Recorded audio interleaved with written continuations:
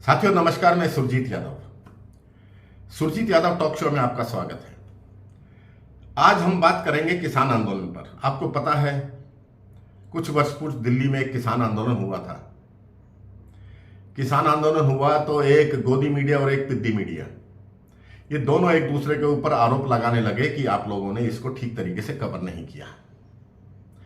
अब साथियों, जो मैंने इसकी पड़ताल करी है तो उसमें मेरे को पता लगा है कि ये जो 700 750 किसानों का शहीदी मनाते हैं, ये कहते हैं कि हमारे 750 किसान मारे गए, उसके लिए मैंने दिल्ली सरकार को एक आरटीआई लिखी। दिल्ली में 11 जिले हैं और 33 एसडीएम हैं।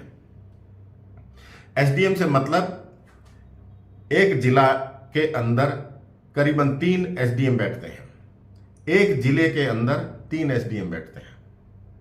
मैंने वहां आरटीआई लगाई तो केवल 3 किसानों की मृत्यु का प्रमाण मिला।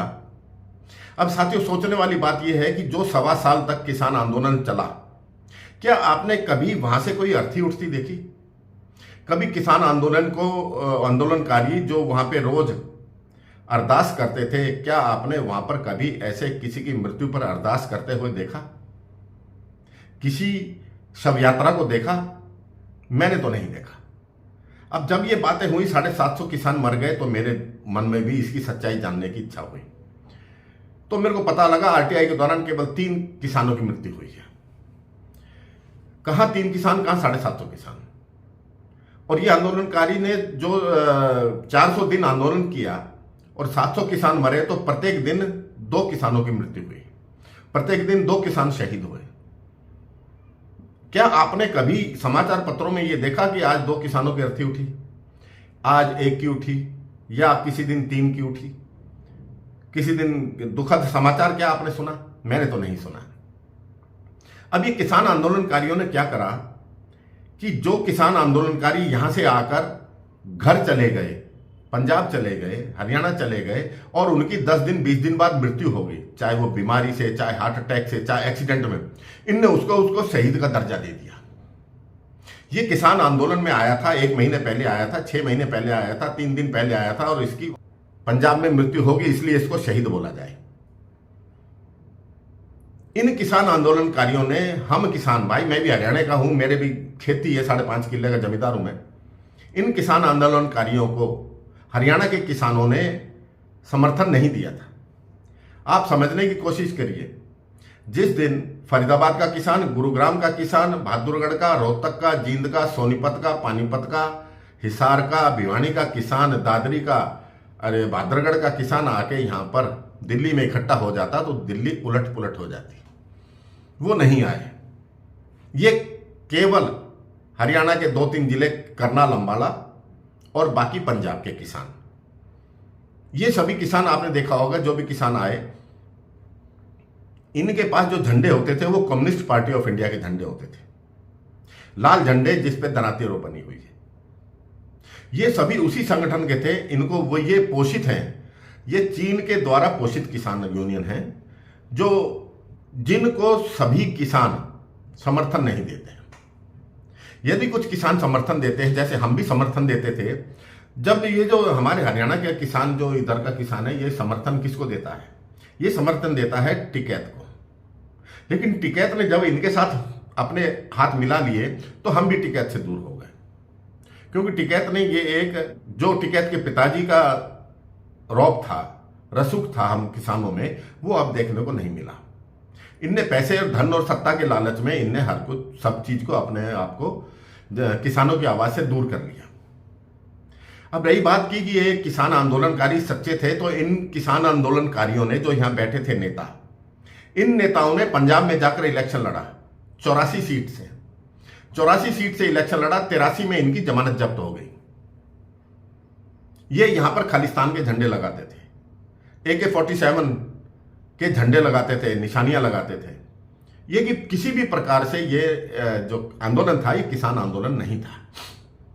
ये टुकड़े टुकड़े गैंग वाला जो संगठन है, उन संगठनों के आंदोलन का एक रूप था।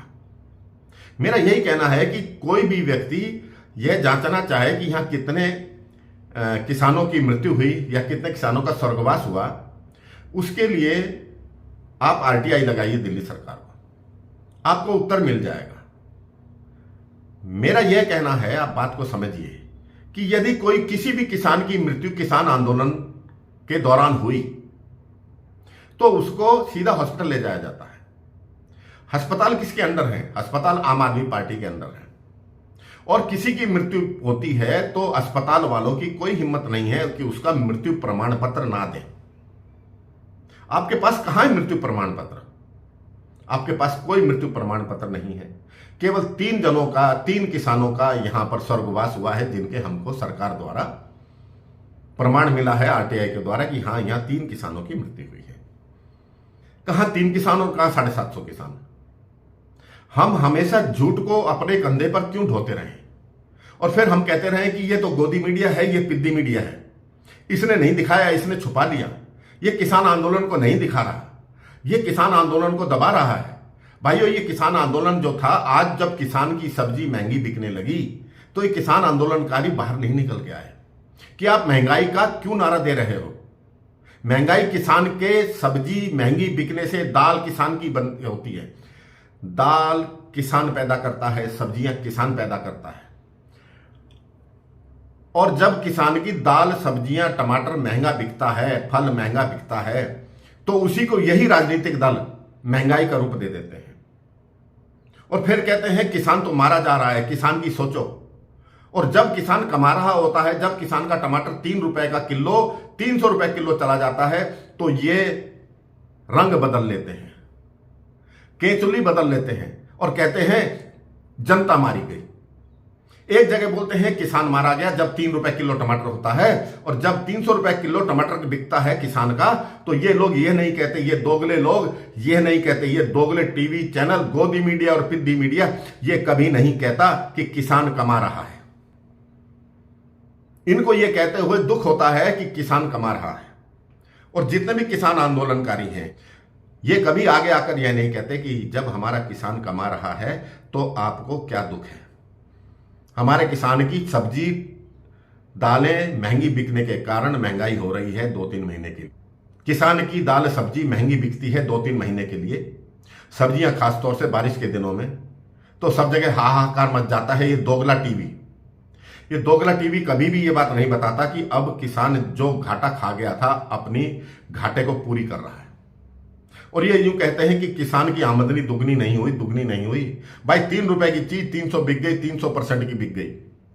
कुछ किसानों की तो हुई, कुछ किसानों की तो आमदनी 300% हुई। आप दुगनी की बात छोड़ दिए, 10 गुनी, 20 गुनी, 50 गुनी, 100 गुनी की बात छोड़ दिए। मैं 300 गुनी का आपको सबूत देता हूं। 300 गुना छोड़ दीजिए, दूर से टमाटर आता है, सारा कर्नाटका, तमिलनाडु, केरल, मध्य प्रदेश, इधर से जो टमाटर आता है वह कम से कम 200 रुपए किलो वहां से चलता है। किराया, भाड़ा, टैक्स, आड़ती लगाकर 300 रुपए में दिल्ली बिकता है।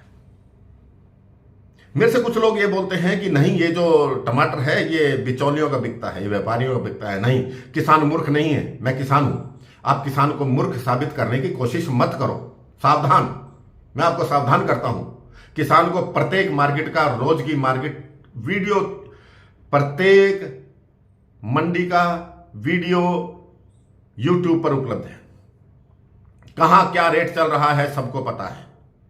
कितना टैक्स लगेगा, कितना भाड़ा लगेगा, 20% व्यापारी जो वहां से लेके चल रहा है वो भी खाएगा 20%, 10%। और उसके बाद दिल्ली में क्या भाव बिक रहा है आज टमाटर, हर किसान को पता है। किसान मूर्ख नहीं है, व्यापारी किसान का गला पकड़ के नहीं खरीद सकता। और ये सब्जी, प्याज, टमाटर अडानी अंबानी के यहां नहीं बनते, किसान पैदा करता है। और जब किसान की चीज महंगी बिकती है तो आपको दर्द होता है। मुझे इस बात का दुख है, ये गोदी मीडिया और पिद्दी मीडिया कहने वाले सच्ची बात को आपसे छुपाते हैं। ये कहते हैं किसान आंदोलन नहीं दिखाया गया, तो ये यूं क्यों नहीं कहते कि हां, किसान आंदोलन में 750 मौतें नहीं हुई। ये दोगले टीवी हैं, इनको केवल नफरत फैलानी है। रवीश कुमार, अजीत अंजुम, अभिषार शर्मा, क्या इन लोगों ने यह सच्चाई बताई कि 750 किसान नहीं मरे?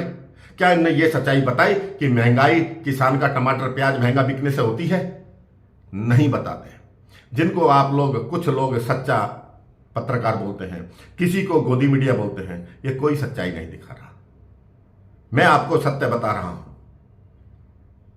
ये टीवी, ये चैनल ये चैनल मेरे को बनाने की आवश्यकता ही इसीलिए पड़ी क्योंकि बहुत से लोग सच्चाई को छुपा रहे हैं, चाहे वह गोदी मीडिया है, चाहे वह पिद्दी मीडिया है, चाहे रवीश कुमार है, चाहे वो चौधरी है, चाहे कोई भी है। झूठ झूठ झूठ, सब तरफ झूठ परोसा जा रहा है।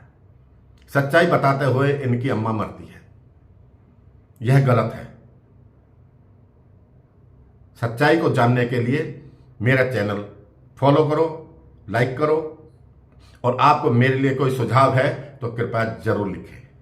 मेरा फ़ोन नंबर भी है, जिसको फ़ोन करना है व्हाट्सएप कर दीजिए, मेरे को व्हाट्सएप कर दीजिए, अपने मैसेज कर दीजिए, अथवा नीचे कमेंट बॉक्स में अपने जो भी सुझाव हैं, जिस बारे में भी आप कुछ बोलना चाहते हैं उसके बारे में बोलिए। धन्यवाद।